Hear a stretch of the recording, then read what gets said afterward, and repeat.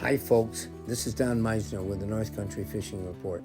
Well, like I've said in other reports, I've spent my summer, basically, I haven't been fishing, I've been putting on these tournaments that we do for this area.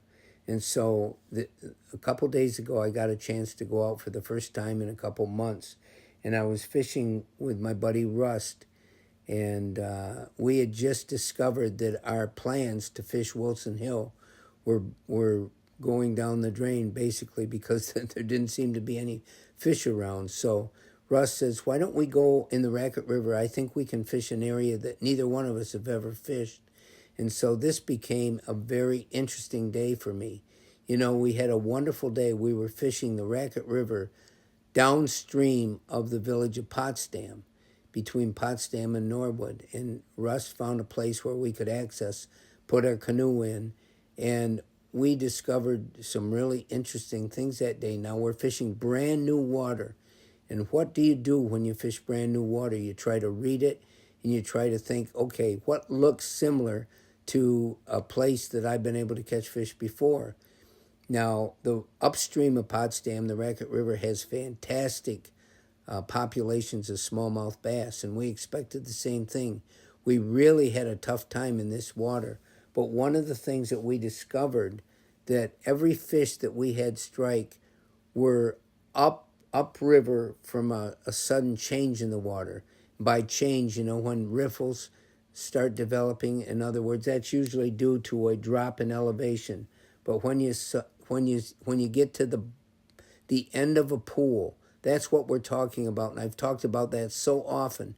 For some reason, at the very end of a pool, where it begins to take on speed again, where the water current gains speed and you start seeing riffles and current that emerge.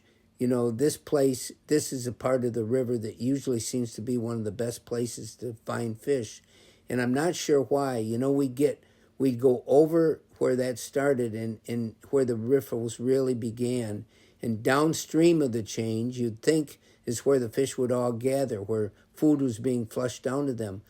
But we weren't having any luck there. It was at the very top of that pool, where the pool before ends, that we were catching all our fish. And I think this is a lesson that I think you all could benefit from. Whenever you go to a new area, when you see the end of a pool, where it starts to gain speed, this is the place where we found most of our fish. And we did catch some really nice smallmouth bass in these places. One of the things that you can look for at the end of a pool like this is how deep is the drop-off from the boulders where you see all the gaining of speed. How deep does that water fall? And if there's a deep drop-off there, a lot of times that will hold fish as well. But again, it's all about structure, and the speed of water can be considered structure, as all these other things are, boulders and weeds and all these things that we look for. Until next time, folks, it's Don Meissner with the North Country Fishing Report.